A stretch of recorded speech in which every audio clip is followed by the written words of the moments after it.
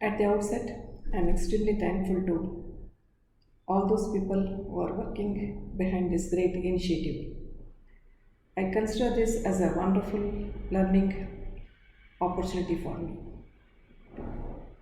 Today, I have chosen the topic between law and justice and beyond.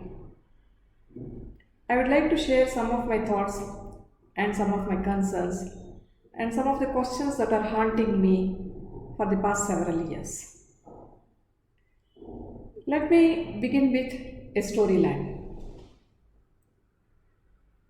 There is an age old Hindu woman who is a mother who is aged about 85 years. She has got her only daughter who is taking the best care of her mother. On an average, the daughter is spending around 70,000 rupees for the maintenance of the mother who is a dementia patient. The daughter is married, she has a living husband and 2 children. Assuming for a while the daughter dies and the son-in-law and the grandchildren do not bother to take care of the grandmother, then what will happen?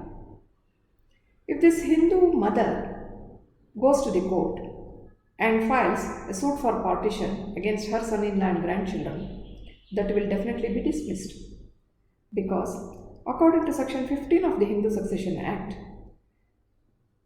if a female dies intestate, then her properties will devolve upon her husband and children.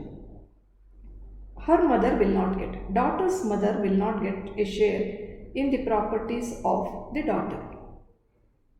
What do we call this judgment as? This judgment is judgment according to law. Let us keep this storyline aside. Let us go to another situation. In this situation, it is the son Hindu male has died. He has left behind his mother, his wife and 2 children. Mother is gainfully employed, highly educated and quite rich. But daughter-in-law is not educated, she is not gainfully employed also. If the mother of the son files a suit for partition, definitely it will be decreed. She will be entitled to 1/4 share as per section 8 of the Hindu Succession Act. Now, what is this judgment? This judgment is also judgment according to law. Maybe there is an element of injustice here somewhere. When we look at the poor old woman who is aged about 85 years, who has none to take care of her, and look at the agony of this poor daughter-in-law, maybe you feel she was entitled to something, but there is no provision in law, hence we are all helpless. One law for the ox and the other law for the lion is another name for tyranny. Let us leave it at that. Let us go to a third situation. A Christian lady who is divorced is living with her only son. The son is a bachelor. For the past 15 years, it is her son who is taking the best care of the Christian lady. Suddenly, the 35-year-old bachelor son dies. All his assets will go to his father. Mother will not get anything. She can't go and stand in the court and argue that, look, had I been a Hindu woman, I would have got the entire thing, being mother of the son. Now, because I am Christian, I am not being given anything. This is completely injustice. I am not responsible for my caste. My caste is dependent on the caste of my parents. This is completely injustice. Even if the court also feels so, court also becomes helpless in these circumstances because it has to pass judgment according to law only. The question here is, when there is judgment according to law, can we call all those judgments as falling into the category of justice according to law? Or is there distinction between judgment according to law and justice according to law? If there is an element of injustice somewhere in a judgment according to law, can we call that system of delivery of justice as a proper system meant for the delivery of justice, because there is an element of injustice associated with it? These are some questions. Let us keep these three storylines aside. Let us go to an altogether different platitude. We all know that in order to strengthen the people belonging to scheduled caste and scheduled tribes, there were provisions made for the benefit of those people and lands were granted to them. Despite there being a condition in the very grant certificate itself that they should not alienate, and there being condition to the effect that if the conditions are violated, grants can be cancelled, nevertheless there were alienations. Then legislature in its wisdom thought of bringing a new enactment. That's how our PTCL Act, Karnataka Scheduled Caste and Scheduled Tribes Prohibition of Transfer of Certain Lands Act 1978 came into force. For our convenience, let us call it as PTCL Act. Now, the very objective says, in order to prohibit such transfers, this act has come into effect. Very good enactment. I am here to take you through only two sections, section 4 and 5. The very section 4 speaks about prohibition of transfer of granted lands. Section 4.2 says, unless the government permits, the land cannot be transferred in any manner. And if there is transfer in violation of these conditions, these provisions, then the transaction itself is null and void. There is a very declaration in the statute itself. So, statute provides that unless there is a permission granted by the government, if any transaction has taken place between the grantee and the purchaser, it is null and void. Section 5 speaks about restoration of such lands which are transferred, notwithstanding there being a condition not to transfer the land without seeking permission from the government. Then what is the procedure to be followed? The grantee or his legal representatives can themselves apply, or if the assistant commissioner or the authority comes to know that there is such transfer, then he can take action suo motu, or if any third parties inform the assistant commissioner, then also proceedings can be initiated. An inquiry has to be held, and after inquiry, either the land can be restored to the original grantee or his legal representatives, or the land can be taken back, the possession can be taken back. Wherever it is not feasible to restore the original grantee or his legal representatives in possession, then that land has to be taken back from the possession has to be taken back from the purchasers, and the same land can be allotted to some other persons belonging to SC and ST class. The law is very clear on these aspects. Let us go to a hypothetical situation. There is a land granted, period of non-alienation is also over. The grantee sells the land in favor of somebody else, Mr. X, in the year 1986. Within 2-3 months, Mr. X applies for change of kata. My question here is, won't the authorities come to know that here is a granted land, no permission is taken from the government while selling the land? This land ideally shouldn't have been sold, so kata cannot be changed and the concerned authority has to be informed. Nobody does it.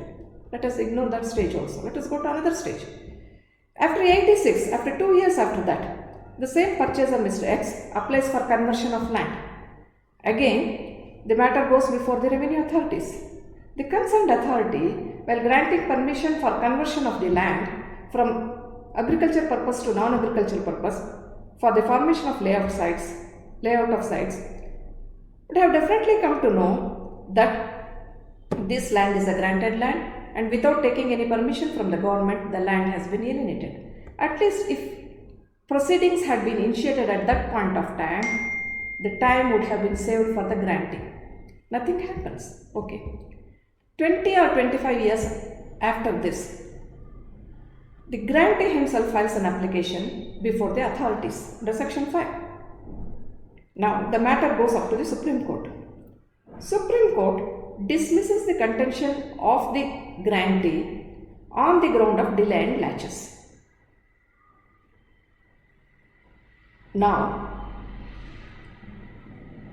what is the basis for this?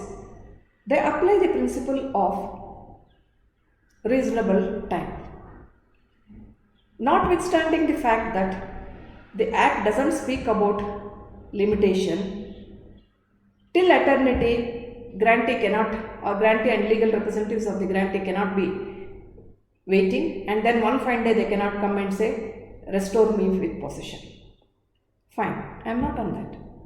Now, the question here is, here there is a cleanly laid down law. All of us know that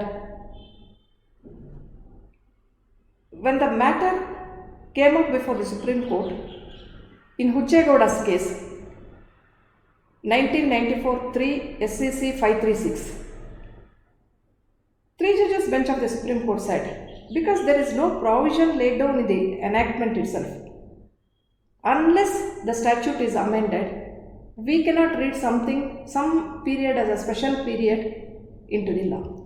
This is one aspect. There is no provision in law with regard to limitation. Statute doesn't have.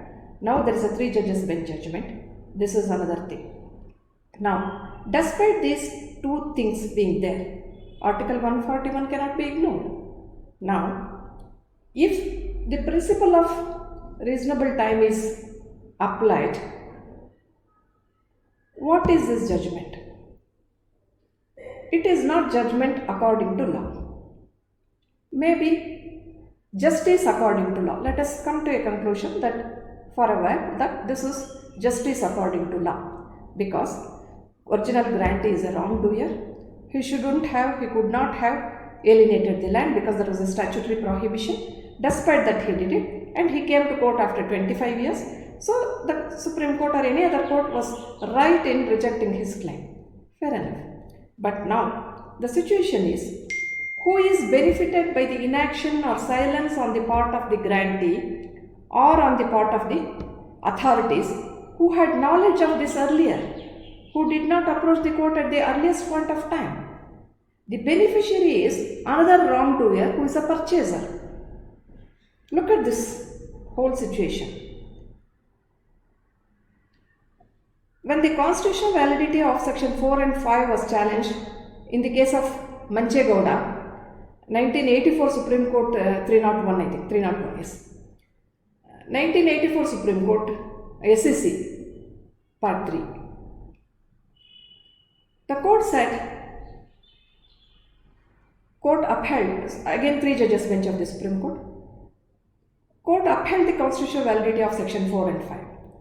When once the constitutional validity of Section 4 and 5 is upheld, it is implied that all transactions, if done without taking previous permission from the government, they are null and void. Now, what would happen to the present situation? By applying principle of reasonable time, now what is not in statute is being read into.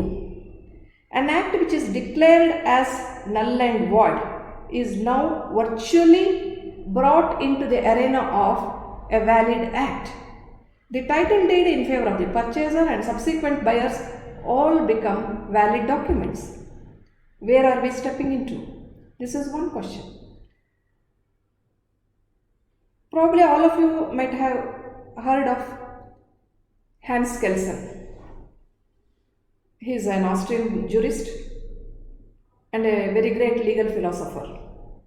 His magnum opus is uh, theory of pure law, pure theory of law. Pure theory of law. He says law and justice are two separate things. There has to be a clear distinction between law and justice. Now, when we see law or when we analyze law, it should be considered as something which is according to what it is laid down in fact as, not what it ought to be or what it should have been. Going by this principle, pure theory of law, the first three cases we narrated of three different women, they all fall under the category of pure theory of law because only law is looked into there. Here we are adopting a different principle. I am not against adopting a different principle at all. My only question here is, what is the basis for this? What is justice here? In the process of dismissing the application of somebody who doesn't deserve it, fair enough, isn't some other wrongdoer benefited? That's one thing. The third question here is, ideally speaking, if the authorities had taken initiative at the right time, the question of limitation wouldn't have happened. So there is yet another wrongdoer here in the entire scenario. Let us ignore that also. Even after coming to know of the fact that there is alienation without taking permission when the matter is pending before the court, the authorities could have moved the court seeking permission to take back the land from the purchaser and restore it back to the original grantee in some cases, if not, to restore it to the people belonging to SC/ST class. They did not do. Now, I don't say that application of principle of reasonable time is incorrect, but in the whole scenario, the victims of injustice are the persons belonging to SC/ST class who are waiting in the queue to get some land granted in their favor. Had this land been granted in favor of some other SC/ST person, probably he would not have sold the same. He would have enjoyed it. When a wrongdoer has sold the land in favor of somebody else, and the statute clearly says such transactions are void, null and void, should not the benefit go to other SC and ST people? Now, when we look at this fourth case, which is pertaining to PTCL Act, we can't say that it is judgment according to law. It is also not justice according to law. Supposing we have to call it as simple justice, the courts in the process of dispensation of justice have taken this step and passed this judgment, then the question that arises here is, what is this justice? What does this justice mean? If we prescribe 20 years, 30 years or 10 years as reasonable time, what is the basis for this? Does it depend upon the perception of individual perception of the decision taking authority, or what is the guiding line for these people to take some decision? My another question here is, we as lawyers and sometimes judges also move from the field of law sometimes to field of justice and field of justice to field of law. Absolutely no issue. But wherever there is an element of injustice, we can't say it is justice. Injustice anywhere is a threat to justice everywhere. Now, another question that comes to our mind is, Are we stepping into a zone which is beyond law and justice? If that is so, what is the third zone known as? This is the question which all of us should think about. Thank you all.